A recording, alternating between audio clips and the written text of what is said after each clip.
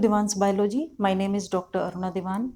हमारे इस video series में हम कर रहे हैं नीट के प्रीवियस ईयर के क्वेश्चंस। नीट के प्रीवियस ईयर के लगभग 30 ईयर्स के क्वेश्चंस डिस्कस कर रहे हैं हम सेल डिवीजन के, मेनली सेल साइकिल के। राइट, ऑलरेडी हम 2 वीडियोस कर चुके हैं इंटरफेस के प्रीवियस ईयर क्वेश्चंस की, एक हम कर चुके हैं माइटोसिस के प्रीवियस ईयर क्वेश्चंस की, और आज हम कंटिन्यू करेंगे माइटोसिस के बाकी के क्वेश्चंस जो प्रीवियस ईयर में आ चुके हैं। माइटोसिस को समराइज मैंने पिछली वीडियो में कर दिया था, इसलिए आज समराइज नहीं करेंगे हम, लेकिन हम आगे के क्वेश्चंस कंटिन्यू करेंगे। अब नेक्स्ट क्वेश्चन जो है वो है, if you are provided with root tips of onion in your class and are asked to count the chromosomes, which of the following stages can you most conveniently look into. मतलब समझ में आया कि हमें रूट टिप्स दिए हैं। जो भी हम प्रैक्टिकल करते हैं ना क्लास में, अगर हमें माइटोसिस की स्टडी करनी है तो उसमें जो प्रैक्टिकल होता है उस प्रैक्टिकल में क्या आता है, उस प्रैक्टिकल में हमें क्या चीज़ दी जाती है, कौन सा मटेरियल दिया जाता है, वो मटेरियल होता है onion root tip. Onion root tip क्यों दिया जाता है? एक तो सबसे पहली बात, अनियन के क्रोमोसोम्स के साइज बिग होते हैं, बिकॉज अनियन में क्रोमोसोम नंबर ऑफ क्रोमोसोम्स कम होते हैं ना, तो उनके साइज बड़े हैं तो थोड़ा ईजिली विजिबल होते हैं। सेकेंडली, जो रूट टिप्स होते हैं वो क्यों लिया जाता है? क्योंकि जो रूट होती है ना, उसको अगर हम उसकी स्टडी करें तो रूट जो है उसका जो नीचे का पोर्शन है, इसका मोर और लेस 1 सेंटीमीटर का पोर्शन छोड़ के यहाँ पे रूट कैप होती है। अगर आप रूट की डिटेल्ड स्टडी की हो तो आपको पता होगा, यहाँ से इतना पोर्शन जो है, इसके बाद मोर और लेस 1 सेंटीमीटर के बाद का पोर्शन जो है ये मेरिस्टेमेटिक रहता है। मेरिस्टेमेटिक समझते हो? मेरिस्टेमेटिक मतलब इसमें सेल डिवीजन जो है वो कंटिन्यूसली होता रहता है। ओके, इसलिए हम क्या करते हैं कि ये वाला जो पोर्शन है रूट टिप का, ये पोर्शन जो है इसको कट करके इसको हम प्रोसेस करते हैं और फिर हम स्टडी करते हैं किस चीज़ की, फिर हम स्टडी करते हैं मियोसिस, माइटोसिस की। जब भी हमें अगर कोई भी रूट उसकी स्टडी करनी है सेल डिवीजन की, तो बेसिकली सेल डिवीजन की स्टडी के लिए हम इसको यूज़ करते हैं। अब क्या होता है, इन्होंने क्वेश्चन क्या पूछा है कि अगर हमें क्रोमोसोम्स काउंट करने हैं कि इसमें कितने नंबर ऑफ क्रोमोसोम्स हैं, तो उसके लिए हमें क्या पूछा है कि उसके लिए हमें कौन सा फेज देखेंगे, कौन सा फेज ऐसा है जिस फेज में इजीली विजिबल हो जाएंगे क्रोमोसोम्स। राइट, तो उसके लिए आपको ये समझना चाहिए कि इजीली विजिबल अगर होने हैं क्रोमोसोम्स, अगर हमें देखने हैं, तो वो प्रॉपरली कंडेंस्ड होने चाहिए। अब ये कंडेंस्ड कहाँ होते हैं? कंडेंसेशन ऑफ क्रोमोसोम हो जाती है हमारी प्रोफेज में। राइट, उसके बाद ठीक है, आप कहेंगे कंडेंस तो हैं ही, तो हम किसी भी फेज में देख सकते हैं। लेकिन क्या होता है कि जो मेटाफेज है ना, ये जो मेटाफेज है, यहाँ पे क्या है कि क्रोमोसोम्स जो हैं वो एक इक्वेटोरियल प्लेन में अरेंज्ड हैं। राइट, तो ये जो प्रॉपरली अरेंज्ड जब हो जाते हैं क्रोमोसोम्स, तो यहाँ पे हमें पता है कि यहाँ पे नंबर ऑफ क्रोमोसोम्स जो हैं काउंट करना हमारे लिए इजी हो जाएगा। इसलिए यही सबसे मेटाफेज जो है वो सबसे ज़्यादा ऐसी स्टेज है जिस स्टेज में नंबर ऑफ क्रोमोसोम्स काउंट करना सबसे इजी है, प्रॉपरली कंडेंस्ड भी है और एक लाइन में अरेंज्ड भी हैं। अगर ये इधर उधर जंबल्ड अप होंगे तो फिर काउंट करना उनको मुश्किल हो जाता है। एक प्रॉपर लाइन में अरेंज्ड है और कंडेंस्ड भी, हाईली कंडेंस्ड भी है। इसलिए metaphase is actually the stage जिसमें हमें इजीली हम इनको क्रोमोसोम, नंबर ऑफ क्रोमोसोम्स को हम काउंट कर सकते हैं। जब ये अरेंज हो जाते हैं एक लाइन में तो उसे कहा जाता है कांग्रेशन, है ना। क्या पता कौन सा क्वेश्चन कब आ जाए, तो इसलिए जो टिपिकल वर्ड्स जो बनाए गए हैं, पर्टिकुलर वर्ड्स, तो वो वर्ड्स हमें ध्यान होने चाहिए। अब हमारा इसमें आंसर ऑब्वियसली सीधा सा हो जाता है कि अगर हमें रूट टिप्स प्रोवाइड किए गए हैं कौन सी stage, number of chromosomes count करने के लिए, तो हम मेटाफेज स्टेज जो है उसमें easily number of chromosomes count कर सकते हैं। सो इनके ऑप्शंस हैं metaphase, telophase, anaphase, prophase. So obviously your answer is metaphase. Now the next question is, which one of the following precedes reformation of nuclear envelope during M phase of cell cycle? Question का मतलब समझ में आया? Question का मतलब है कि ऐसी कौन सी which of the following precedes reformation of nuclear envelope. जब न्यूक्लियर एनवेलप बनता है तो उससे पहले कौन सी स्टेज आती है, इनमें से कौन सा, जो भी इन्होंने ऑप्शंस दिए हैं उसमें से कौन से ऑप्शन करेक्ट है, कौन सा ऑप्शन करेक्ट है जो हमें न्यूक्लियर एनवेलप बनने से पहले पता चल जाता है।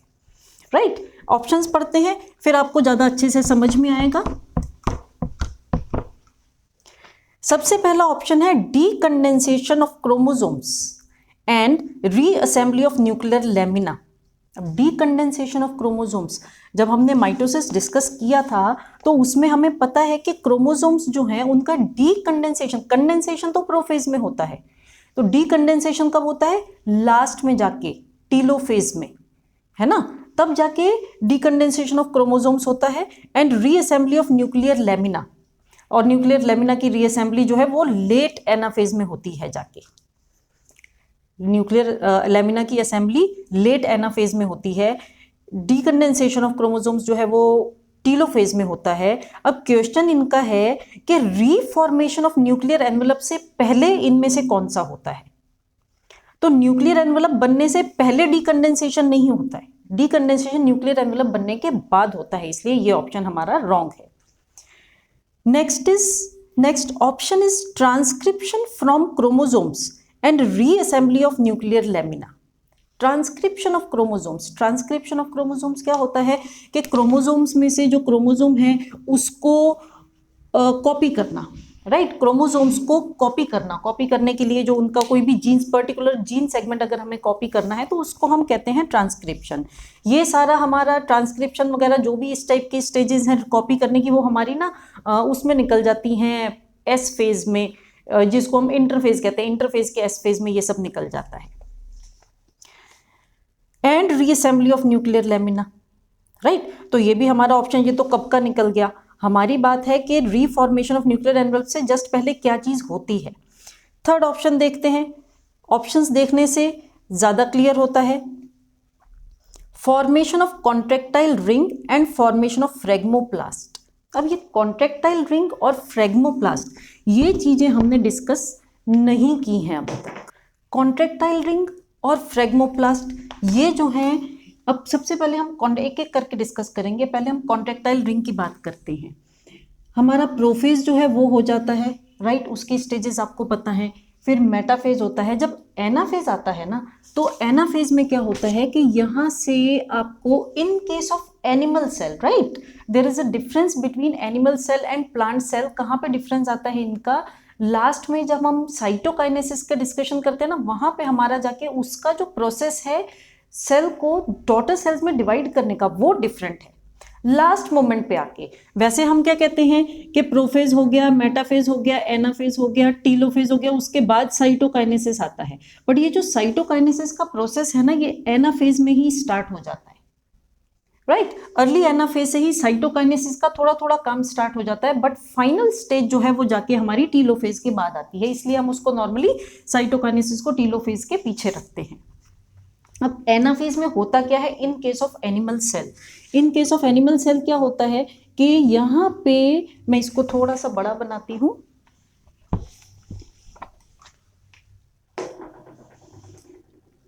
जब एनाफेज होने लगता है तो यहाँ पे थोड़ा सा कंस्ट्रिक्शन आना शुरू हो जाता है।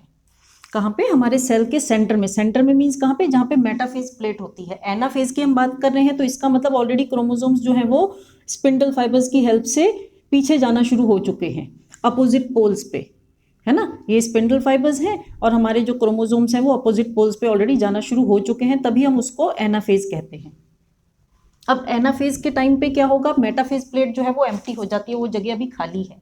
तो उस जगह पे क्या होता है, एक रिंग बनती है actin filaments.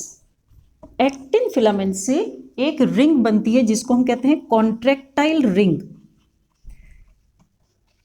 Right. Contractile ring ये कहाँ बनती है? कॉन्ट्रेक्टाइल रिंग जो है वो इसके सेंटर में, जहाँ पे मेटाफेज प्लेट है ना, उस एरिया में यहाँ पे रिंग बननी शुरू हो जाती है। और ये रिंग जो है, ये रिंग क्या करती है, लास्ट में धीरे धीरे करके ये अपने आसपास ऐसे करके, ऐसे ऐसे करके ये कनेक्ट होता है और ये दो डॉटर सेल्स में डिवाइड हो जाते हैं। Got it? तो कॉन्ट्रेक्टाइल रिंग जो है वो क्या है, अर्ली एनाफेज में स्टार्ट होती है, धीरे धीरे करके कंस्ट्रिक्शन उसका बढ़ता जाता है, अंदर अंदर करके कंस्ट्रिक्शन बढ़ता जाता है, और by the end of telophase, telophase के बाद वो पूरा कंस्ट्रिक्शन हो जाता है और दो डॉटर सेल्स में डिवाइड हो जाते हैं। So this is a contractile ring, right. अब हमें दूसरा समझना है फ्रेगमोप्लास्ट। ये क्या है, जो बाहर से अंदर की साइड हो रहा है उसको हम क्या कहते हैं, सेंट्रीपिटल कहते हैं। सेंट्रीपिटल डायरेक्शन में सेल प्लेट जो अंदर बन रही है, प्लेट नहीं सॉरी, ये जो कंस्ट्रिक्शन बन रहा है that is centripetal in direction. अब हम प्लांट सेल की बात करें तो प्लांट सेल में क्या होता है, प्लांट सेल में सेल वॉल होती है, सेल वॉल होती है तो फिर ये काम तो मुश्किल है उसकी, वो जो कंस्ट्रिक्ट तो हो नहीं पाएगा because cell wall is very strong, तो उसमें हमें 2 डॉटर सेल्स में तो डिवाइड करना ही है। इसके लिए फिर क्या होता है कि जो प्लांट सेल है, प्लांट सेल के ना सेंटर में यहाँ पे सेम मेटाफेज प्लेट जहाँ पे थी उसी एरिया में, उस एरिया में क्या आना शुरू हो जाता है, उस एरिया में 2 पैरेलल प्लेट्स बनती हैं, राइट। ये पैरेलल प्लेट्स जो हैं वो किस चीज की बनती हैं, माइक्रोट्यूब्यूल्स की। माइक्रोट्यूब्यूल्स की 2 पैरेलल प्लेट्स या लेयर्स बनती हैं, जो ये जो एंगल है ना, इस एंगल के परपेंडिकुलर होता है, राइट। इस एंगल के परपेंडिकुलर होता है और फिर और क्या होता है कि गोल्जी एपरेटस जो है वो मेम्ब्रेन बाउंड वेसिकल्स भेजता है, यहाँ पे आके मेम्ब्रेन बाउंड वेसिकल्स कलेक्ट होते हैं और ये सब मिलके एक प्लेट बनाते हैं, राइट। बट ये प्लेट स्टार्ट कहाँ से होती है, ये प्लेट सेंटर से स्टार्ट होती है आउटवर्ड्स, तो इसको हम क्या कहेंगे, कौन सा direction, centrifugal direction. Centrifugal direction होती है कॉन्ट्रेक्टाइल रिंग एनिमल सेल में, फ्रेगमोप्लास्ट प्लांट सेल में। और ये किस चीज़ के लिए होता है, एक सेंट्रीपिटल है, दूसरा सेंट्रीफ्यूगल है, और ये किस चीज़ के लिए होता है, ये साइटोकाइनेसिस करने के लिए होता है। और स्टार्ट कहाँ होता है, कॉन्ट्रेक्टाइल रिंग जो है वो बननी स्टार्ट होती है अर्ली एनाफेज में, और जो फ्रेगमोप्लास्ट है वो स्टार्ट होता है लेट टीलोफेज में। तो न्यूक्लियर मेम्ब्रेन, हमारा क्वेश्चन क्या था, हमारा क्वेश्चन था कि which of the following precedes reformation of nuclear envelope. Nuclear envelope reform हो उससे पहले क्या हो जाता है, तो ये 2 चीज़ें जो है न्यूक्लियर एनवेलप फॉर्म होने से पहले स्टार्ट हो जाती हैं, इसलिए हमारा ये जो है राइट ऑप्शन है। और लास्ट ऑप्शन हमारा है ऑब्वियसली रॉन्ग है, बट स्टिल हमें देखना है, वो है फॉर्मेशन ऑफ कॉन्ट्रेक्टाइल रिंग, इतना तो राइट था, एंड ट्रांसक्रिप्शन फ्रॉम क्रोमोजोम्स। तो ट्रांसक्रिप्शन तो एक अलग ही मेथड है क्रोमोजोम्स का, तो वो हमारे इस एरिया के बीच में अभी नहीं आता है। So our right answer is formation of contractile ring and formation of phragmoplast. Okay, now the next question is best material for study of mitosis in laboratory is. Best material, अभी ऊपर हमने जो क्वेश्चन देखा पहला, उसमें उन्होंने material बताया था और स्टेज पूछी थी कि कौन सी स्टेज में होता है। यहाँ पे इन्होंने बताया है, पूछा है कि कौन सा मटेरियल यूज करोगे, बेस्ट कौन सा मटेरियल है। इन्होंने दी है anther, leaf tip, root tip, ovary. अभी हमने डिस्कस किया था कि अनियन का रूट टिप, मैंने थोड़ा सा बताया भी था उसके बारे में, तो अनियन का रूट टिप जो है वो बेस्ट मटेरियल है फॉर स्टडी, क्योंकि उसमें मेरिस्टेमेटिक सेल्स होते हैं, और मेरिस्टेमेटिक सेल्स जो है, मेरिस्टेमेटिक का मतलब होता है that keeps on dividing always. Next is spindle fibre unite with which structure of chromosomes. Spindle fibre जो है कौन से क्रोमोजोम्स के स्ट्रक्चर से यूनाइट होते हैं। पहले भी पिछली उसमें भी वीडियो में हमारा ये क्वेश्चन 1-2 बार आ गया था कि वो काइनेटोकोर के साथ कनेक्ट होते हैं, है ना। काइनेटोकोर कहाँ पे होता है, ये जो थोड़ा सा हम फिर डिस्कस कर लेते हैं, ये जो हमारा क्रोमोजोम है, क्रोमोजोम के बीच में ये सेंट्रोमियर पोर्शन है, सेंट्रोमियर के आसपास एक रिंग लाइक रहता है प्रोटीन स्ट्रक्चर जिसको हम कहते हैं काइनेटोकोर। तो ये जो काइनेटोकोर है, स्पिंडल फाइबर्स जो हैं वो काइनेटोकोर से आके अटैच होते हैं। ओके, एक चीज़ और इसी के साथ रिलेटेड मुझे एक चीज़ ध्यान आई है जो आप लोगों को जिसके बारे में पता होना चाहिए कि स्पिंडल फाइबर्स जो हैं वो माइक्रोट्यूब्यूल से बने होते हैं, राइट। एक बड़ा सा सेल बनाते हैं हम, और इस बड़े से सेल में हम बनाते हैं कुछ क्रोमोजोम्स, सो दैट मैं उस चीज़ को भी इसी के साथ डिस्कस कर लूँ। क्रोमोजोम्स हम बनाते हैं इस टाइप से, ठीक है। अब देखो, अब यहाँ पे क्या है कि स्पिंडल फाइबर्स जो हैं वो हमारे, आपको मैंने बताया था स्पिंडल फाइबर्स यहाँ से आके, मुझे यहाँ से बना लेने चाहिए, स्पिंडल फाइबर्स जो हैं वो यहाँ से आके इधर कनेक्ट होते हैं, है ना। अभी तक मैंने आपको इतना ही बताया कि स्पिंडल फाइबर्स जो है वो काइनेटोकोर के साथ अटैच होते हैं, लेकिन ये जो माइक्रोट्यूब्यूल्स है ना, ये 3 डिफरेंट टाइप के रहते हैं। कौन से 3 डिफरेंट टाइप के, एक तो ऐसे हैं जो ऐसे छोटे छोटे से एस्ट्रल टाइप के होते हैं, राइट। इनको हम क्या कहते हैं, एस्ट्रल माइक्रोट्यूब्यूल्स। दूसरे होते हैं जो काइनेटोकोर के साथ अटैच होते हैं, काइनेटोकोर माइक्रोट्यूब्यूल्स, राइट।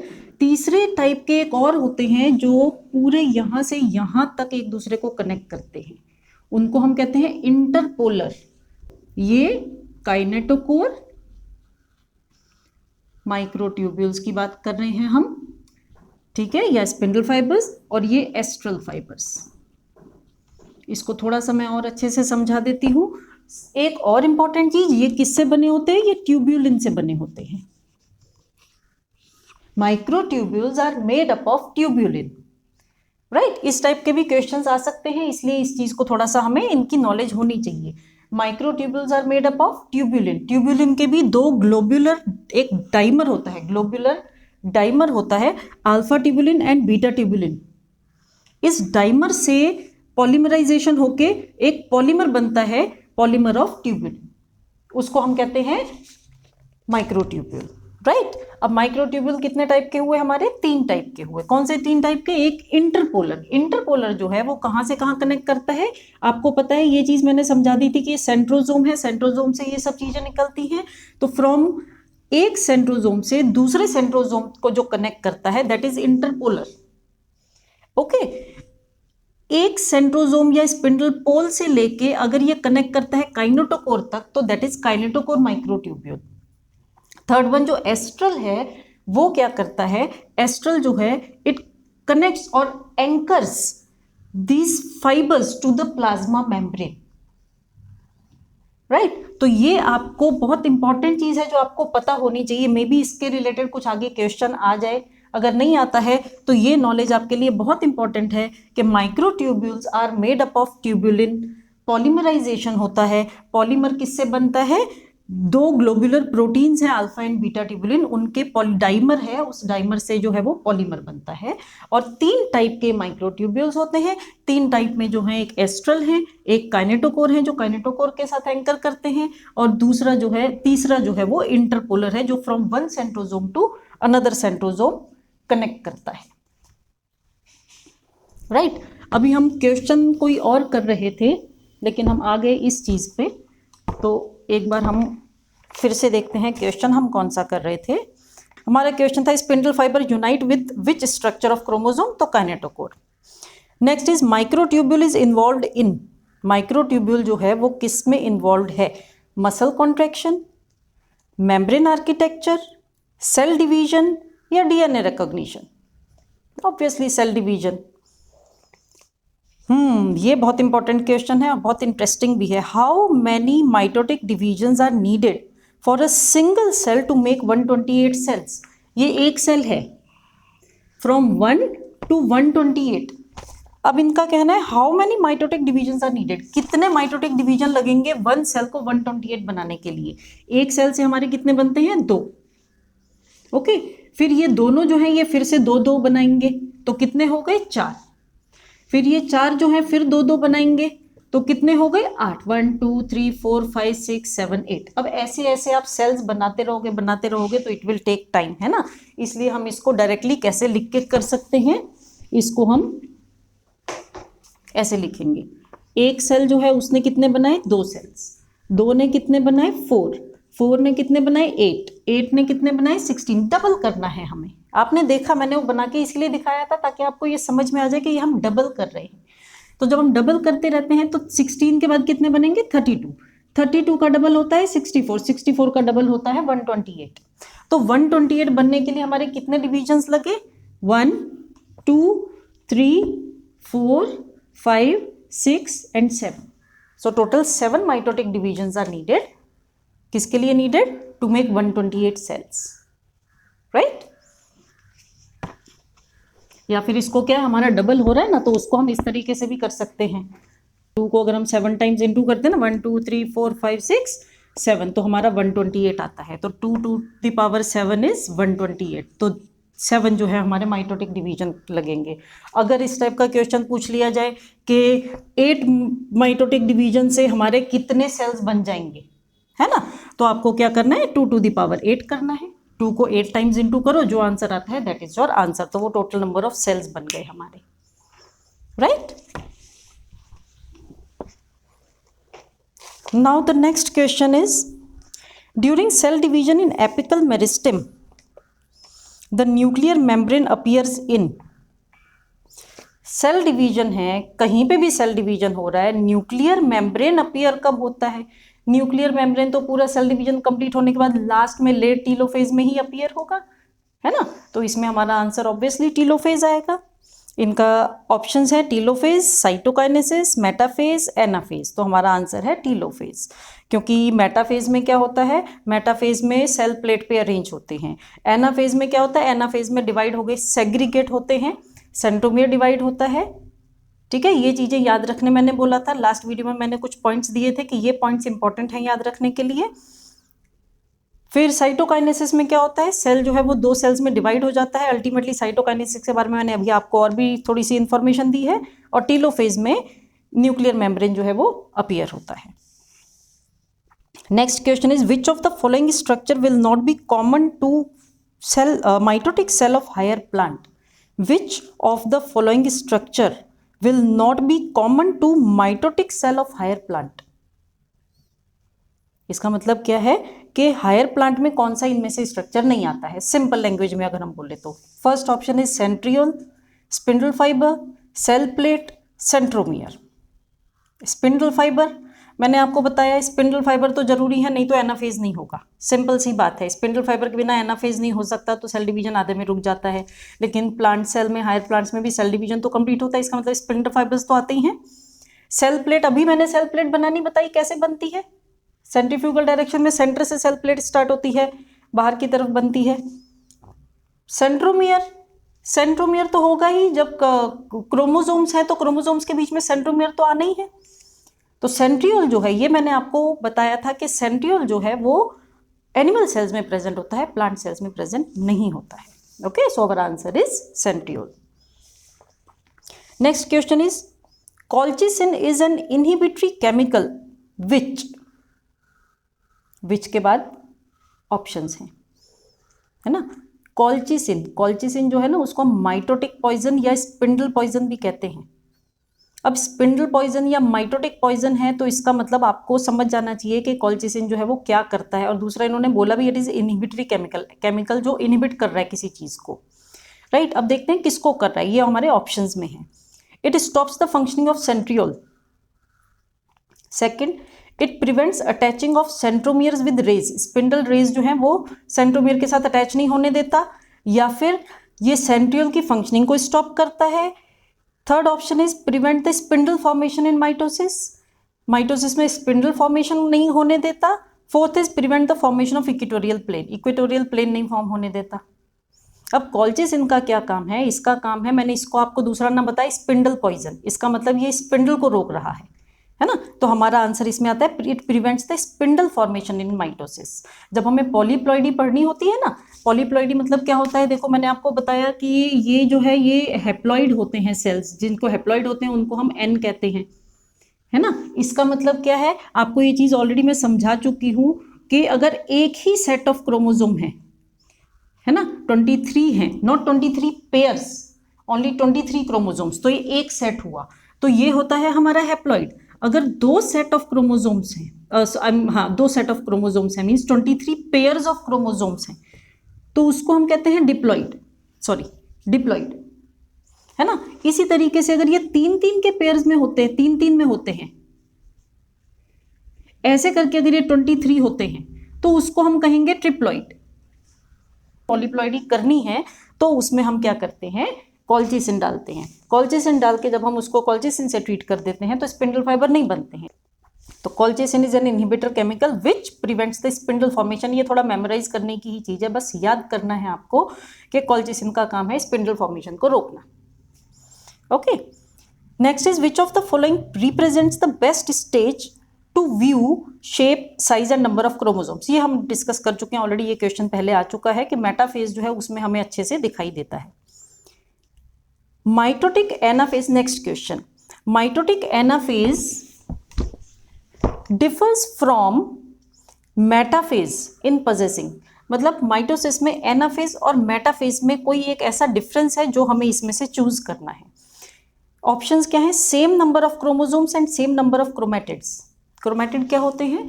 जब एक क्रोमोसोम है, जब उसका रेप्लिकेशन हो जाता है तो ये जो है ये क्रोमैटिड्स हो जाते हैं। This is and this is, these are sister chromatids. ऐसे ही जो दूसरा है ना, तो ये सिस्टर क्रोमैटिड्स हैं, but this and this, these two are non sister chromatids. तो ये क्रोमैटिड्स हैं, ओके। ये क्रोमोसोम है। अब क्या हुआ कि ऑप्शन है हमारे same number of chromosomes and same number of chromatids, या फिर half the number of chromosomes and half the number of chromatids. जब एनाफेज आता है, इन्होंने मेटाफेज और एनाफेज में डिफरेंस पूछा है। मेटाफेज में हमारी क्रोमोसोम्स की ये स्टेज दिखाई देती है, राइट। एनाफेज में हमें क्रोमोसोम्स की ये स्टेज दिखाई देती है,